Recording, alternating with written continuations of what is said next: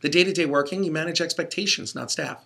You have to make sure that in your type of contract that you're ensuring what you are trying to deliver is what is being delivered. It does not matter who the staff is. You realize that informal ways of working may disappear in these types of relationships. Again, as I said, more formal controls are usually in place rather than informal. You can't gently coerce someone who's halfway around the world. They might not have the same culture and values, and so they might not respond the same way they would as if they were in your office. Less informal ways adds to rigor and thus work quality. Loss of informal ways adds to rigor and work quality.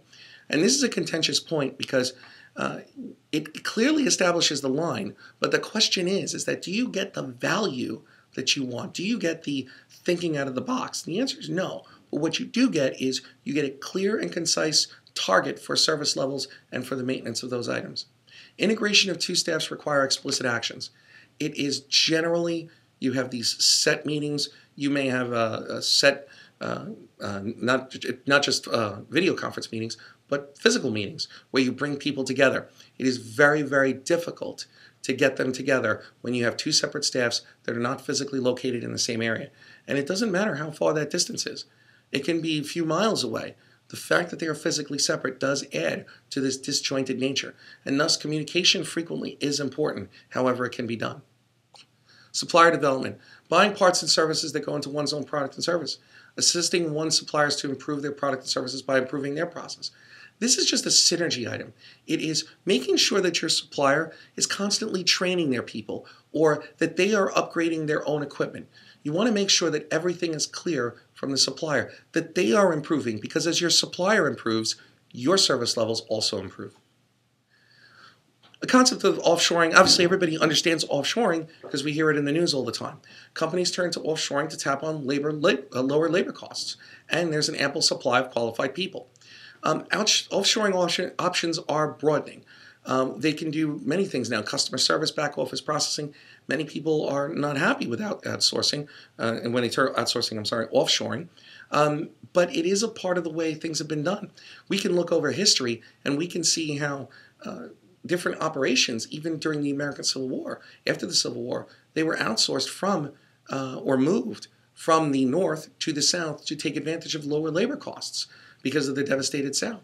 And you see this again where things got moved to other areas to take advantage of lower labor costs. It's nothing new. It's just received a lot of attention. Local country laws need to be followed, so you need to understand what the labor laws are in certain areas. If you deal with a company in India, there are special laws that are associated with hiring and firing people that many Americans aren't necessarily accustomed to.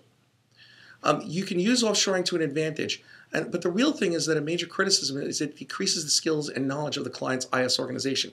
It's not necessarily true. You can develop different competencies like architecture, integration, value to the business without necessarily needing to know what the router table is or specifically what the data model is. The key to offshoring is ensuring that you do not offshore or even outsource things that could give you a sustainable competitive advantage. Because if you outsource something that gives you a sustainable competitive advantage, that vendor could always turn around and give it to somebody else. You always maintain your intellectual property and you maintain your direction.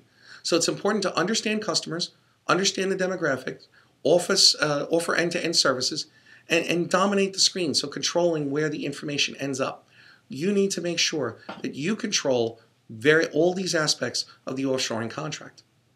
Now, insourcing is basically the reverse. It's usually where we have outsourced something and then we bring it back. We bring it back in. Or we may have hired consultants and then we hire the consultants. So we're bringing them in-house. And you see this actually occurring. Even some people who have outsourced before are now insourcing things back in because it now is a little bit equitable to do so. The costs of labor, say in India, have risen significantly. So you may not be getting the value that you want for the price. So you bring it back and you may pay a slight premium, but you're ensuring that you have a little bit more control over the quality. Other types of models are a parent subsidiary model, where a parent is, say, a larger company like Walmart, and they acquire a subsidiary. I'm sorry, let's take one like Best Buy is actually a better example. They acquired a company called MindShift for business processes. So what Best Buy might do is they might outsource some of their operations to a company like MindShift. It allows you to maintain tighter control of contract job extension, and you can also keep within-house your intellectual property. So in conclusion, the subject of managing IT operations is important. From e-commerce, we increase the use of outsourcing, things like computer security and cybersecurity, things like social media, data privacy and data rights, terrorism, attacks, constant attacks on a particular server, on a particular company. Whether operations takes place in-house or outsourced, it's all based on partnerships, whether it's internal partnerships or whether it's external partnerships with vendors, and being able to maintain those partnerships in a very clear and concise way. So that concludes module 8.2, and we'll see you for the next module.